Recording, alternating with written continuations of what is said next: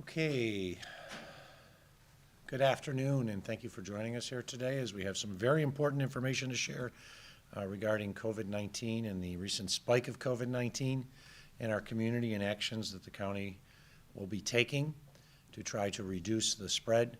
Of course, I'm Erie County Executive Mark Polenkars. I'm joined here by Kendra Schmidt from Deaf Access Services, who will be providing the American Sign Language to our friends who may have a hearing disability. And I'm also joined by Dr. Gail Burstein, and you'll hear from her soon.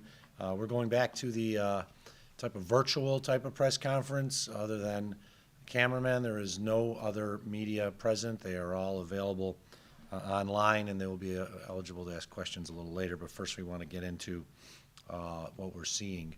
So the most recent data which we have is as of November 21st, there were 371 new cases on the 21st, 4,353 total new cases in a 7-day period. As we'll talk, this is one of the largest 7-day periods we've ever seen. 456 total new cases per 100,000 residents in the past 7 days. It's also one of the largest numbers we've ever seen, which is equal to 120,221 total confirmed cases in Erie County. Remember, anything above 100 is considered a high risk of transmission, and we're 4 times as high as what the CDC determines as a risk of transmission. Now, the 371 new cases seems a little low compared to some of the things we've had, but the positivity rate for days recently has all been the same, around 9%. In fact, COVID-19 cases have increased 22% or so from the previous week and increased by 100% over the past 4 weeks. The highest case numbers are in the 30 to 39 year age category. And unfortunately, more children under the age of 18 tested positive. It increased by about 16% week to week.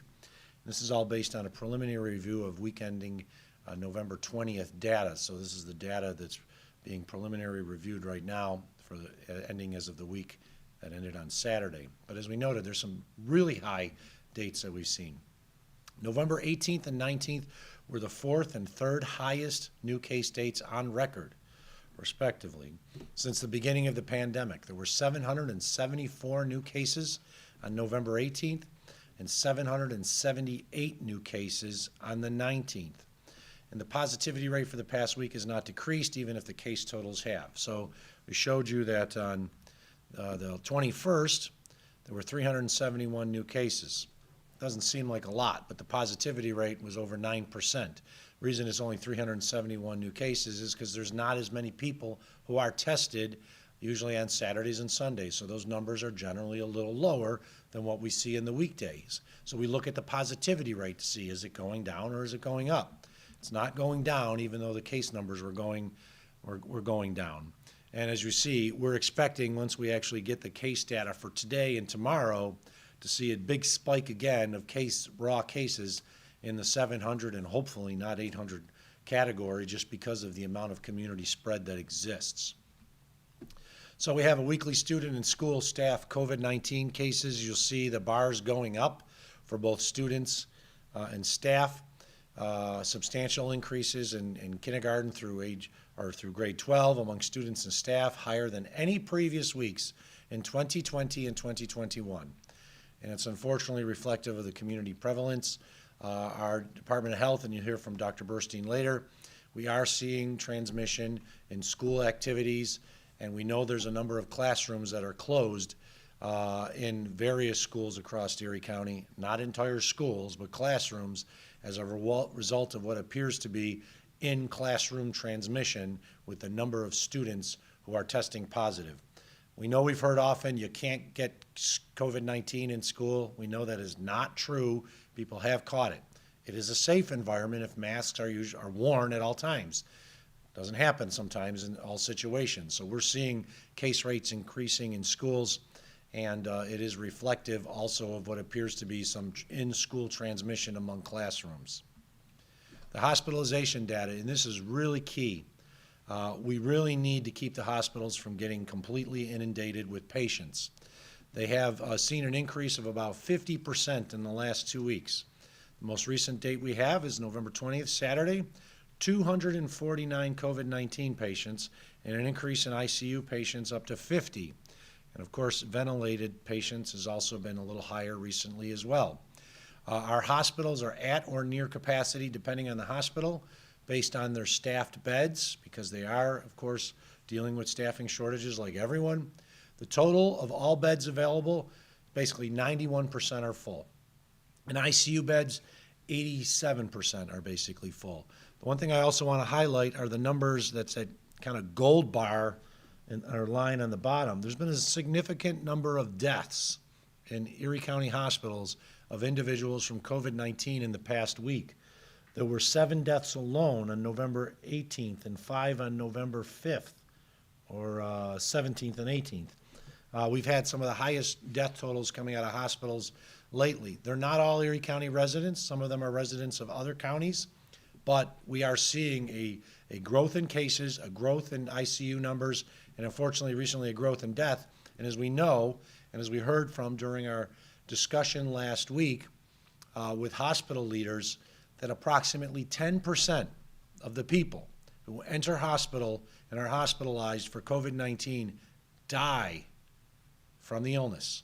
So that means if there's 249 people that are currently in the hospital, or was as of November 20th, we would expect that about 25% of them, or 10% of them, or 25 would unfortunately perish in the long run. That's not a good number. So we want to keep the hospitalizations down, and we're going to talk, that is the number one factor. New cases is very important because it usually is indicative of the rises in hospitalizations later. But we really need to keep the hospitals from being inundated for various reasons. You'll see the hospitalization chart from the beginning of the pandemic to now, and you're starting to see that lines going straight up again, very similar to what we saw at the end of November last year. And as has been projected, unfortunately, by the Western New York COVID-19 Analytics Work Group, headed by Dr. Peter Winkelstein of the UB Medical School, they're expecting, if we trend at the current rate, and this was actually as of the data provided to them, I think through November 18th, that we would hit somewhere around 400 patients by the end of this year.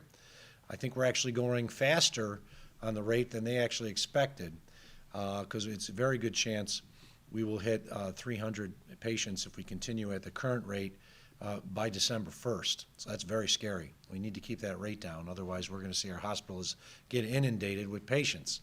So this information from Dr. Winkelstein's team indicates that we are going to continue to see a rise.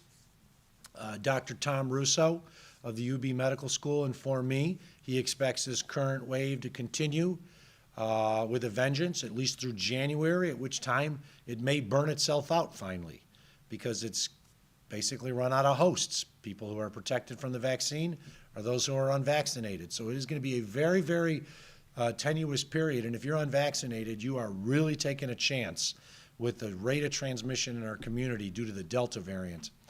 And I'll let Dr. Burstein talk more about that, but these numbers are not good with regards to hospitalization and the projections for the near future. Vaccination numbers through November 21st, these are percentages of people with at least one vaccine dose by age group. You can see that in general, our older population has received at least one dose. Most of them have gotten 2 doses by now. But literally 65 to 74-year-olds, 99% have gotten at least 1 dose. 75 plus, about 90%. 55 to 64, now it's dropped off to about 84%. But we see some lower numbers in the younger age categories, including those who've been eligible to be getting doses for some time, especially those in the 26 to 34-year age category. It's basically 69%, so there's a substantial amount of our individuals working in the community who are not vaccinated, and unfortunately it's that 30 to 39-year-old age category that has the most doses. So we want to inform everybody that the best and fastest way out of this, once again, is to get vaccinated and to protect yourself. Get vaccinated. We know there's some people that haven't for various reasons, but it will protect you. It will protect you from serious illness and hospitalization, and it will help us reduce the overall transmission rate. So I'm going to turn it over to Dr. Burstein to talk a little bit about Erie County Responds, what we're doing, and then I'm going to come back up to talk about the measures we will be taking and the approach we have after talking with the community leaders, those in the medical profession, as well as our friends in the business community.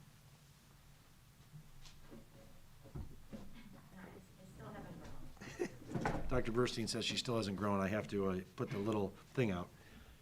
Thank you. Thank you. Good afternoon. So I'm going to be talking about some of the ways that Erie County Health Department and all of Erie County is responding to our pandemic. So as the county executive mentioned, we're seeing sustained high levels of COVID-19 cases diagnosed throughout the community. We are seeing widespread community transmission. We're seeing people that are getting infected among households. We're seeing people identifying that they've been infected in parties, even private parties, gathering with friends at bars, at restaurants. But people can be infected anywhere. We don't know exactly where people are getting infected. You could be infected with talking to a friend in a grocery store aisle. You could be infected with talking to the person that's cutting your hair for 10 or 20 minutes in a hair salon. You can be infected anywhere where you are not wearing a mask and the person you're with or the people you're with are not wearing a mask. We are seeing most of its transmissions in situations where people are not wearing masks. And we know that the Delta variant is very, very contagious, and it is spreading like wildfire in our community, especially among people that are not wearing masks. In people that are living in closed, contained spaces that are fully vaccinated, like people in nursing homes, we're not seeing a lot of infection. With our most recent nursing home data, there are only 28 confirmed cases out of a total of 4,525 residents. So those residents, they're all fully vaccinated, they're taking the right precautions, and they are not getting infected. So if these infections can be prevented if people take the right precautions, including masking and especially getting a vaccine. And we know that the numbers are only going to get worse. There are going to be more holiday gatherings coming up. There's going to be more people traveling. And we've seen from last year, when we started off with a lower number in November, that our numbers went skyrocketing in December and January. And so we expect to see the same thing and even worse, because our baseline number now are higher than they were in 2020, even despite what we have in place with vaccinations. Everybody needs to get vaccinated. So our hospitals are also in dire straits. We know that our hospitals are at or very near capacity, and we have to do whatever we can to keep people that don't need to be in the hospital out of the hospital. And that means prevented COVID-19 infections, because that is one disease that people get hospitalized for that we can prevent. We hear in the emergency departments for people that are not critically ill, that don't need to essentially be in the hospital, they're in for something minor, you're going to be waiting for 8 to 12 hours. So because the hospitals are so full.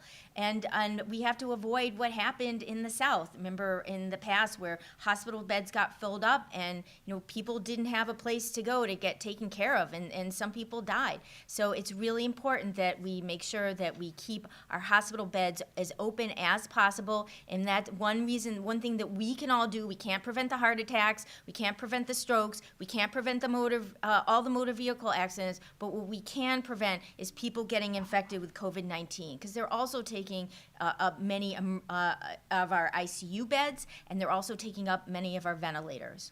So I'm going to turn it over to the county executive to talk about our next phase of approach.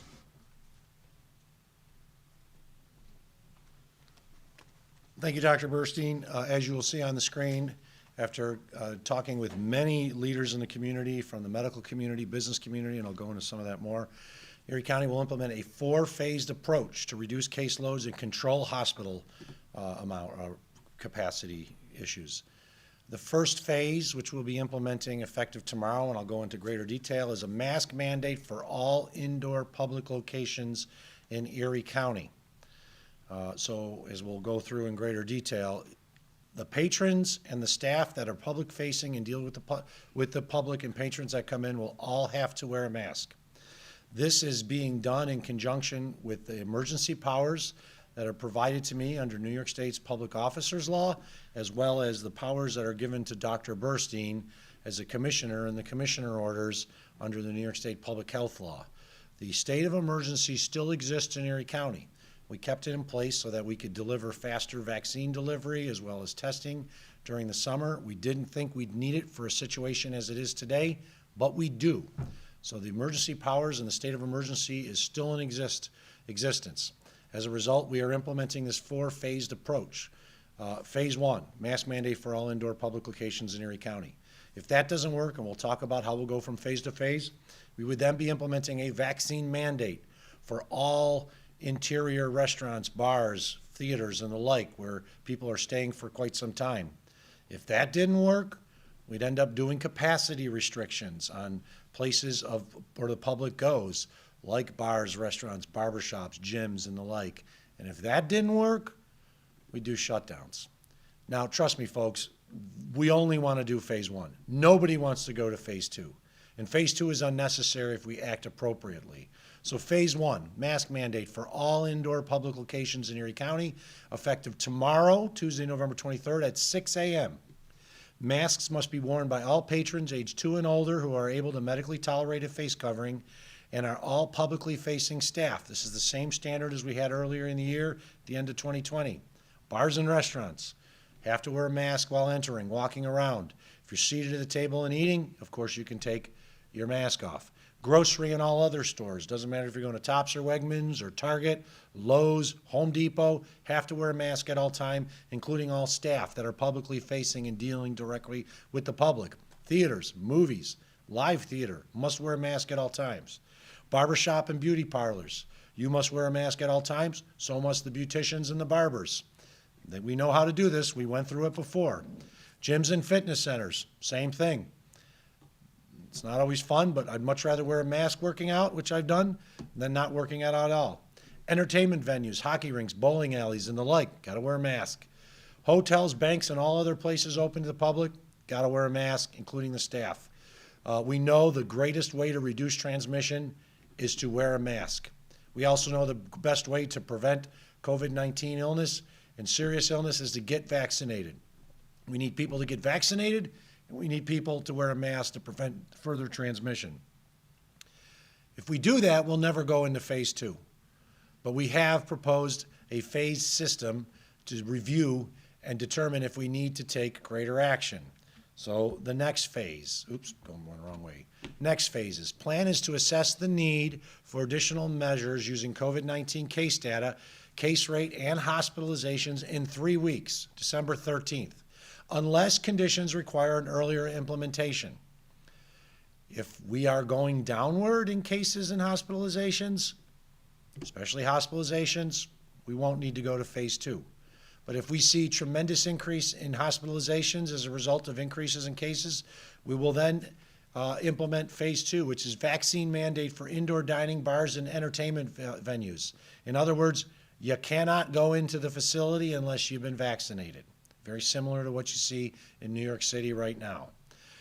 If that doesn't work, we then would have a phase three, which is capacity restrictions for all public locations, similar to those that were implemented by New York State in 2020. 50% capacity in restaurants, 6-foot difference. Also the issues we saw with the barbershops and beauty parlors and gyms, we would implement those if phase two didn't work. And then finally, phase four would be shutdowns. None of us want to even go past phase one. None of us wanted to do phase one. We did not want to have to implement mask mandates for all indoor locations, but we feel we must. We last week were pleading with the public to wear masks, get vaccinated. We haven't really seen that big tick in vaccinations except for the very young age category where they're finally able to get vaccinated. And we've seen the data. We've been out in public. We've seen what people are doing. No one was wearing a mask in most places. It's just a handful. And we feel it's necessary to protect what will certainly be the further spread of COVID-19. So if we do the right thing now, phase two, phase three, phase four, you'll never see. Let's wear a mask, follow the rules. The Erie County Department of Health, of course, will be going out to confirm that the rules are actually being followed. Sanitarians will be going out. We'll be following the same protocols as before. We must take united action to prevent additional phases. Now, this decision was not made alone by us in Erie County. It was made in consultation with community and business leaders, as well as those associated with the medical profession. Medical profession was basically pleading with us to do something. We are doing something.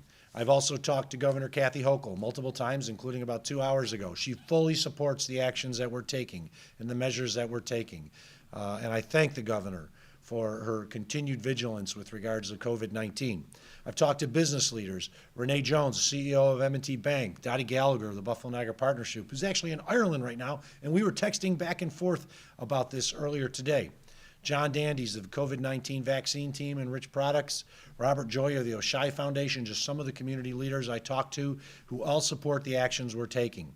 Restaurateurs, we talk to restaurateurs. I want to thank Joe Yerge of Mulberry's Restaurant in Lackawanna. He helped set up a discussion between myself, a couple members of my team, and other restaurateurs yesterday.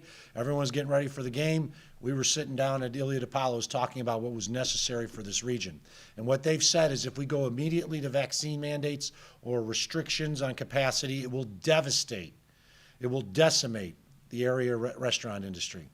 They're just getting back on their feet. They have the most important season coming up, the holiday season. They all support a mask mandate. So I want to thank Joe Yerge of Mulberry's, Dennis DiPaolo of Iliad Apollo's, and you hear from both of them hopefully in just a few seconds. Jay Pascarella of Lucia's, Damon Ayer of Mason's Grill for sitting down with us and explaining the issues that they face, the issues that are related to staffing and what would happen if we implemented vaccine mandates or we went to capacity restrictions. We need to come together as a community to get through this, ensure our local businesses not only survive but thrive. We do not want to implement vaccine mandates for restaurants, bars, and the like. We do not want to implement capacity restrictions. Why? Because we want to protect our local business community, but we also have to protect lives. So the first step is a mask mandate. I think we have Joe Yerge of Mulberry's and Dennis DiPaolo of Iliad Apollo's on. If you can, allow them. If Joe and Dennis, you want to say a few words, I do thank you for taking the time out of your day. We're also going to be setting up specialized vaccine clinics for the restaurant industry so that their employees can get vaccinated. I want to thank them for offering that. I don't know if Joe and Dennis are on or if we got the system working. Are they there? Increase my volume. It's Joe, Mark. Hi, Joe. We got Joe Yerge from Mulberry's. Joe's also a former Lackawanna council member, so he understands a lot of this issue. So, Joe, would you like to just say how it's important that we don't go to phases 2, 3, and 4 because of the impact it would have on the restaurant industry? Well, not just the restaurant industry. I think most industry in general, and obviously, Mark, thanks once again for taking the time to consult with us and meet with us and talk about it. I don't know that that's been done in governments elsewhere, but certainly it was great that you initiated the call with us to talk about it and try to avoid another shutdown or things that could possibly have a negative impact on business. But as you touched on, I know Dennis and Jay and Damon and myself are all supportive of the measures that you're taking to try to get these numbers down to a manageable position, and we're going to do all we can, as we have in the past, to help you and to help to keep Erie County safe. Thank you, and that's what it's about. That's about protecting the public, keeping Erie County safe, but keeping our businesses open. Letting people know that the key is we need to keep our businesses open. We need to keep people working. We don't want to have capacity restrictions, and we don't truthfully at this want to limit the amount of people who can actually go into a restaurant because of vaccine mandates. But those are options we have in the future and will implement if we have no choice. So I think it's important that we just work together as a community to protect our business community and protect lives. So I thank you, Joe, for being supportive. I don't know if Dennis is on. You're welcome. I'm not certain if Dennis is on or not. If not, I do want to thank Dennis DiPaolo of Iliad Apollo's, one of the greatest restaurants in our region and a tremendous tradition, for their support in offering, even holding a vaccine clinic for the restaurant industry in his banquet facility. It's something we are going to take on, and we're going to work together to vaccinate more people, because, of course, vaccination is the key out of this, but to ensure that we're keeping our hospitalization rates down so our hospitals don't get flooded to the point where they can't provide the service to the public because they don't have the staff or the beds to do it. With that, I'm going to turn it over to Dr. Burstein to talk a little bit more about some of the other measures we're taking to protect our public.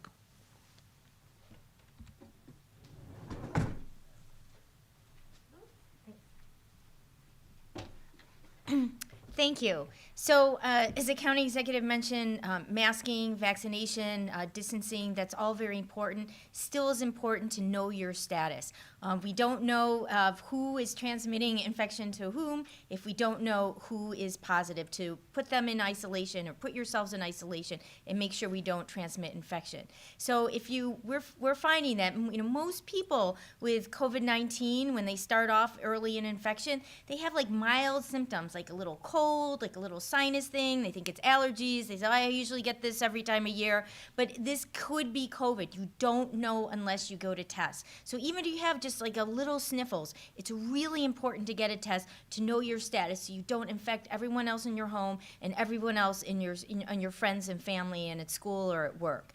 So Erie County residents have free access to Erie County Health Department diagnostic testing at one of our sites. We offer PCR testing, molecular diagnostic testing, and those results should be back in 1 to 3 business days. And then we offer the rapid nucleic acid testing, which is available with the ID Nows. And we're only making those available right now to our Erie County K through 12 students and staff to, if they're symptomatic, because we want them to make sure that they return to school as soon as possible. For anybody who wants to get tested from the Erie County Health Department, all you have to do is to give us a call and we can make an appointment, 716-858-2929. So again, any Erie County residents can get a test from us free. We're also offering vaccines. We have vaccine clinics on our website at erie.gov/vax, and we're going to be posting more, and it's with some additional brick and mortars in the north towns and in the city. Also, we welcome walk-ins, but it goes a lot faster if you register beforehand, but we do welcome walk-ins. We also have a home vaccination program called VaxVisix. All you have to do is call 716-858-2929, and we'll give your information to Buffalo Home Care, our home nurse agency, and they will call you and schedule a time when they can come to your home and vaccinate you and whoever is eligible in your home. And that is for any these are all for any population. So if you need a 5 to 11-year-old vaccine, you need you're 12 and up, need a first dose, second dose, booster dose, third dose, we can give any of them, and so can the home vax visits. So one thing that we're trying is because we're seeing so many cases in the schools and we're seeing so many kids stay out in quarantine for so long, we're offering an option that the CDC offers that people can test out of quarantine after 7 days. So remember, first of all, if you're fully vaccinated, you do not need to quarantine at all. So this does not even apply to anybody that is fully vaccinated. However, for those who are not fully vaccinated, they need to quarantine. So that with this option, this test out of quarantine, people can, if they're asymptomatic, they can end their quarantine after they finish the 7 days of quarantine. So on day 8, if they continue to be asymptomatic and they have a negative test within 48 hours of the end of their quarantine. So say, for example, somebody is in quarantine, they're not vaccinated, they were a close contact, they don't have any symptoms, not even the sniffles at all during their duration of their quarantine. They can get a test on day 5. And if that's negative, after they finish day 7, so that means on day 8 of their quarantine, they can leave quarantine. So we have all the information on our website about how you can download your own isolation and quarantine affirmations. At our health department, our contact tracers are super busy, and so we're leaving it up to the public to go onto our website. And if you need documentation about your isolation period or your quarantine period, then you can go on our website, download our isolation and quarantine forms, fill those out with your dates. If you're leaving quarantine early, after 7 days, make sure that you have your negative test result available too, so if you need to show that to your employer or to the school, that you'll have that. So the website is erie.gov/IQ. That is erie.gov/IQ for isolation and quarantine. So with that, I'm going to turn our questions over to our county executive.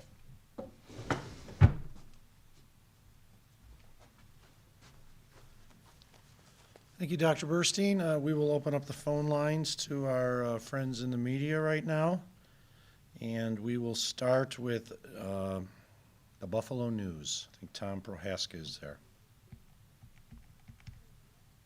Tom, are you there? Do you have a question? Yes, hi, Mark. Does this change, I don't think you specifically mentioned theaters and performances, did you? Does that change anything for them? No, they have to mask. They do have to mask also. Yeah, so the staff, that would be like ticket takers and ushers, they would have to mask, as well as the patrons. I thought that You was said in there. you said you'd revisit this on December 13th. How will you know? Do you have a threshold in mind as to how you will know that things are going better and you can lift this? We're going to be looking at the hospitalization numbers, the positivity rate, and the new case rate numbers. As I said, we could have less people tested, but have the positivity rate go up means that there's greater spread in the community.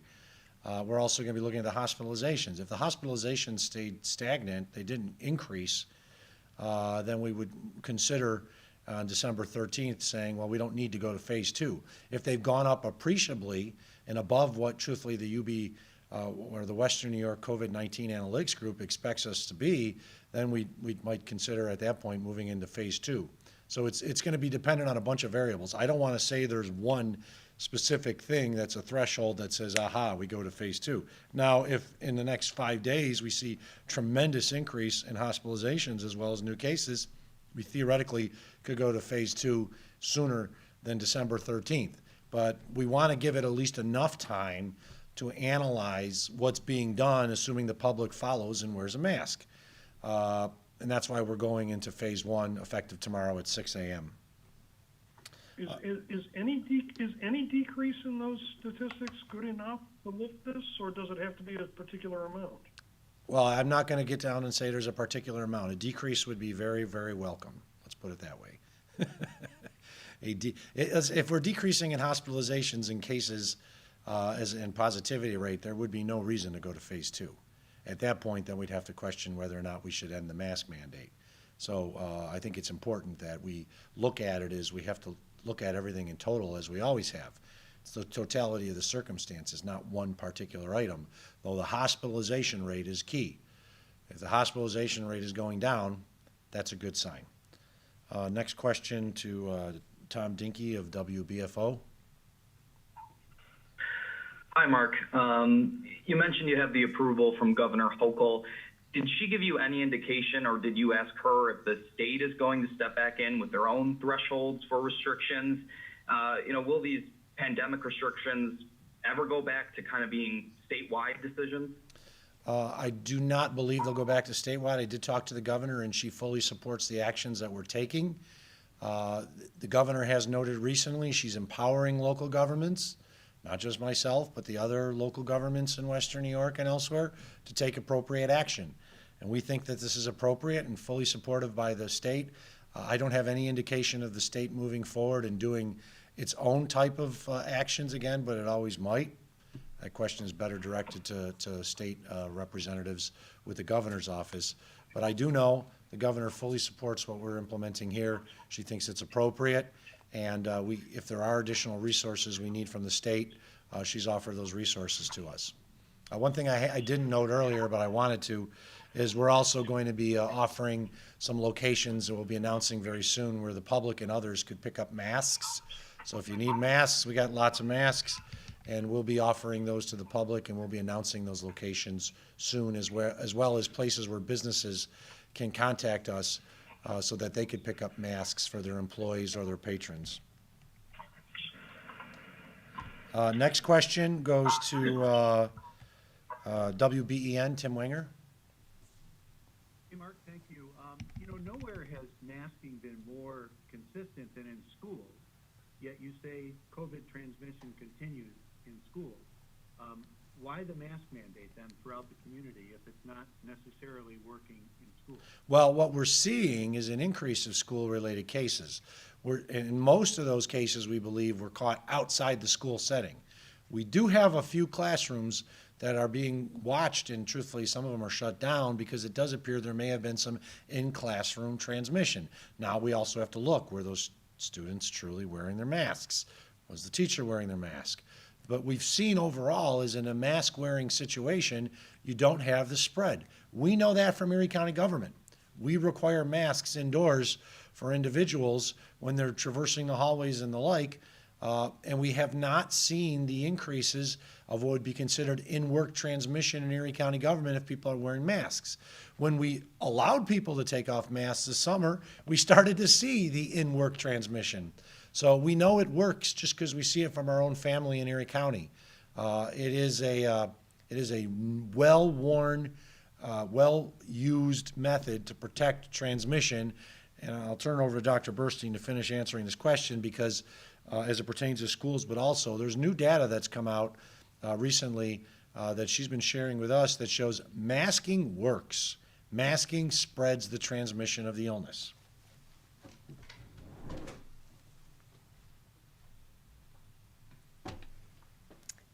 Thank you, County Executive. So unfortunately, we do see transmission associated with the school, not just in the classroom where people may not be compliant with masking. However, and we know that most schools are taking mask breaks too. So there's an opportunity. We know kids are eating lunch in the cafeteria together. And so there may not be ample room for kids to be spread 6 feet apart. They have their masks off when they're eating, they're talking, they're spitting. So that can be an opportunity. We know the buses. We've received, actually, even this morning, reports about school buses where, kids are not sitting in their assigned seats, their masks are off, they're running all over the place. I mean, it's really difficult to supervise what's going on with a bus because there's only one bus driver and that person's eyes are forward, not backwards. So there's another opportunity for transmission within the schools. And then sports. We know that the students are getting changed in the locker rooms. And there's probably very little monitoring of what's happening in the locker room when the students are getting dressed or undressed to prepare for the game. So there is opportunity for transmission in the schools. And, not everybody is completely compliant. I mean, that's human nature. And unfortunately, we are seeing transmission in the schools. Mark, a quick follow-up. Is this being done elsewhere, the masking aspect of your fourth aid? I know you did the joint press conference with Adam Bello last week. Is this being done elsewhere? I do not know at this point if Monroe County is going to do it. I did inform County Executive Bello earlier today that we would be implementing this in Erie County. As we said, situations vary county to county. I have not been truthfully tracking their numbers the last few days because I've been tracking Erie County's numbers and talking with people in the community. We know that there are high rates of transmission in the rest of the western New York counties. I think a question should be directed to many of those counties, whether they're going to act and take action on their own. I know that a number of the people that are in Erie County hospitals are from other counties, Allegheny, Cattaraugus, Genesee, Wyoming, not just all Erie County residents. But we are the hub. We're the central location for western New York. So we have to act regardless of what they do. I hope they would act appropriately as well.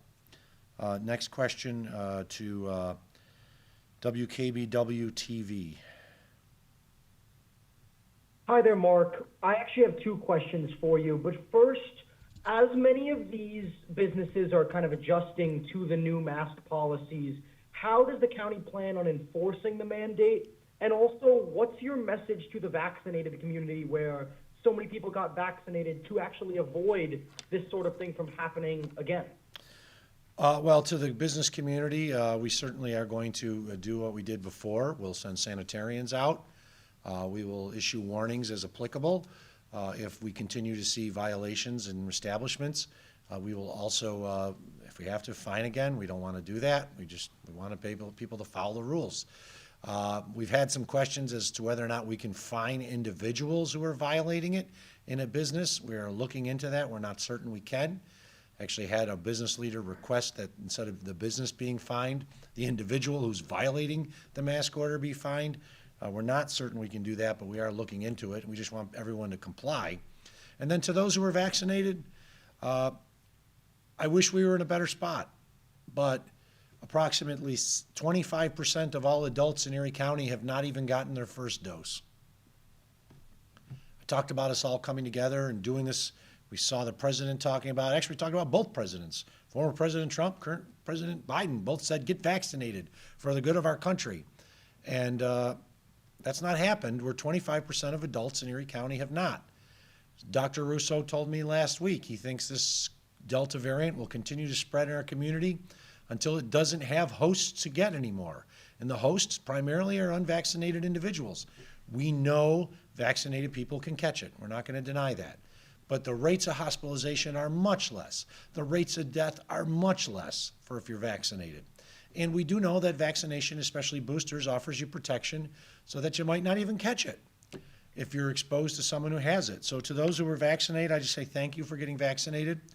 We got 25% of adults in Erie County who haven't even gotten a first dose yet. And if they had gotten their dose and we've been over 90%, I think we'd have reached a herd immunity in a better position. But because we're not, we need to protect everyone. And that includes everyone who was vaccinated, because you could catch it and theoretically give it to someone else even if you don't have a very, very strong illness. And until we can get through this, masking is necessary. Next question to Channel 4. I think Sarah's on from it. Sarah Minkwitz. Hi, Mark. I mean, with it being the holiday season, more people are going to be gathering. What more can the county do to encourage people, either not to gather in large groups or not gather with unvaccinated people, and of course, get vaccinated if they haven't? Well, we saw a huge spike last year after Halloween and especially after Thanksgiving. We are expecting another really big spike this year. The one thing we have is vaccines, so people who might be exposed could be protected because of the vaccine, or they might catch it and not even realize it because they're asymptomatic. We didn't have that last year, but we are pretty saddened to see the hospitalization and case rates as high as they are right now. And I talked with Dr. Burstein and the contact tracers. Of the new cases, was it like 85% have some sort of symptoms? So it's not like half of them are asymptomatic. No, the vast majority of cases, about 85% or so, of individuals who are testing positive have some symptoms, whether it's a serious illness or a mild illness. And a mild illness for COVID still might knock you on your feet and you could be basically in the bed for 2 days, but hopefully out of it. A serious illness with COVID is really bad and you could be hospitalized. So we just ask everyone to act appropriately. Here's a perfect example where know your status, get tested before you go into a big group is important, because you might feel great, but you get tested and find out that you're COVID-19 positive, or you're not feeling well.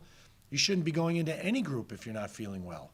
First thing you should be thinking about is not going to Aunt Jenny's house for Thanksgiving, but getting tested to determine if you got COVID-19, because you don't want to give it to Aunt Jenny.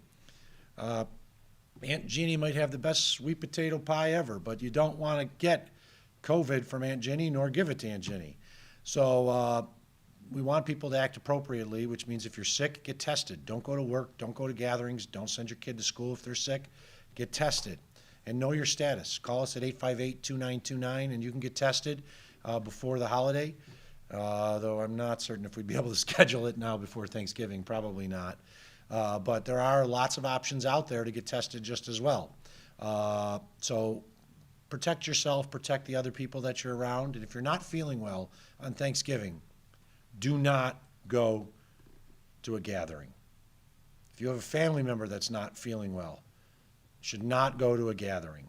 Person should get tested, because that person might have COVID, and if you go to a place where there's 15 other people, you could spread it, and we are seeing that type of in smaller gatherings and homes transmission.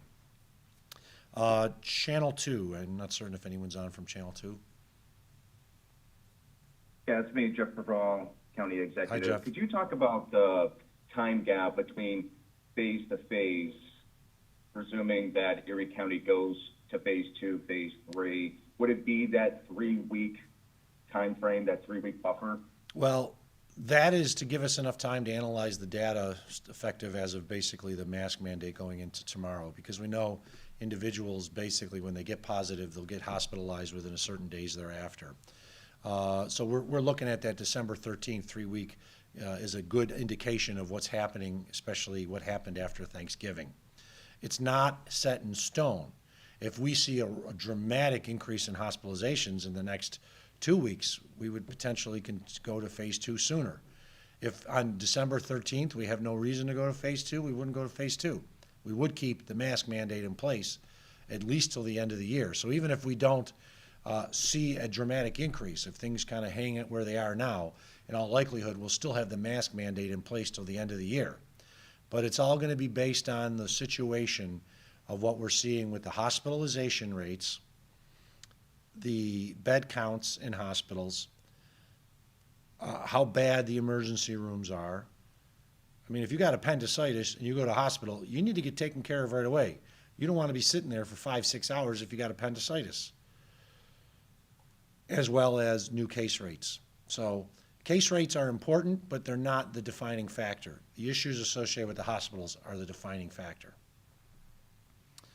Spectrum News. And if I could just follow up, though, what would shutdowns look like potentially if the county were to get to that level? Would it be with the restaurants and the bars and the barbershops and all those businesses that we saw shut down a year ago or so?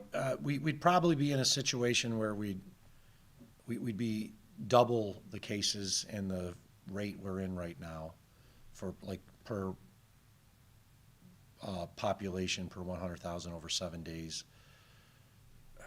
We're at a situation right now where we're basically, was it 460, 470? So let's say 0.1 per 0.5 people out of every 10. So it's, let's say 500 people out of 100,000. If it was 1,000 people out of 100,000, that would be a really bad position to be in. I don't, and hope we'll never even get to phase 2. If we're talking about phase 4, Jeff, we're in a really bad situation with our hospitalizations as well as new cases, even worse than we were last year. Spectrum News. If no one from Spectrum, Fox 29, I think Olivia Dance is on. Yeah, thank you, County Executive. I actually have 2 questions for you. The first one is relating to the hospital capacity that you've been talking about. Are we at a point where hospitals would have to limit care or potentially turn people away? And also, is the county looking at a location to possibly bring National Guard for makeshift hospitals? And then the second question is relating to, over the weekend, McQuaid and high schools didn't play because of positive COVID cases. So if you could talk about how that kind of played out and where it's going from here. Thank you. Well, with regards to the hospitalizations, there's a lot of factors driving the hospitalization rates. It's not all COVID. There are other issues that the hospitals are dealing with, including just normal illnesses and the things that they always deal. So, and there's issues associated with the staffing levels they have, where they're having difficulty hiring individuals, just like every other business is having difficulty hiring individuals. So for the hospitals, we have to be very careful. When you call it the National Guard, you're often pulling people that may be working in one hospital and moving them to another. So just in its own, the National Guard might not be enough if we got to a really bad position. We're looking at all options. We certainly hope that the hospitals will be able to keep up and add beds if they can. But to add beds, they generally need the staff to do it. So the conversations we've had with the hospitals are really related to the staffed beds that are available and do they have enough staff to provide the services for the people that they're getting. And I am not going to control the hospitals. I did talk to the governor today and as well as the operations director for New York State, Catherine Garcia, and if they had to, the state would be willing to implement in again an elective surgery prohibition for Erie hospitals. So if it gets so bad that the hospitals are basically booked full, so to speak, the state may actually take measures such as prohibiting hospitals from moving forth with elective surgeries and just leaving it only for emergency surgeries in COVID cases. I don't think we're at that point yet. If we follow the mask mandate, we won't have to worry about it. The issue with regards to the football game was something that took a lot of time on Friday and Saturday. There is a court case that is currently pending, so I don't want to go into a whole lot of detail. But we were aware of, on Saturday before the game, there were at least 9 McQuaid student athletes on their football team who tested positive just in the immediate few days before the football game. McQuaid had identified pretty much every player as a close contact to those players. We've since found out at least another and maybe 2 more student athletes have tested positive. We know a coach tested positive. There were no positive tests at the Bennett team, our rule, as well as the Monroe County rule, is if you are vaccinated, you don't have to quarantine. McQuaid was left with about, I think, 26, 27 players that could have played the game. They elected they did not want to play the game with their vaccinated players. They wanted to play with the unvaccinated. Unvaccinated close contacts have to quarantine. That's the rule. Not just for football, but for school. That's the same rule in Monroe County as we had in Erie County, or have in Erie County. And McQuaid didn't like it. They went to court.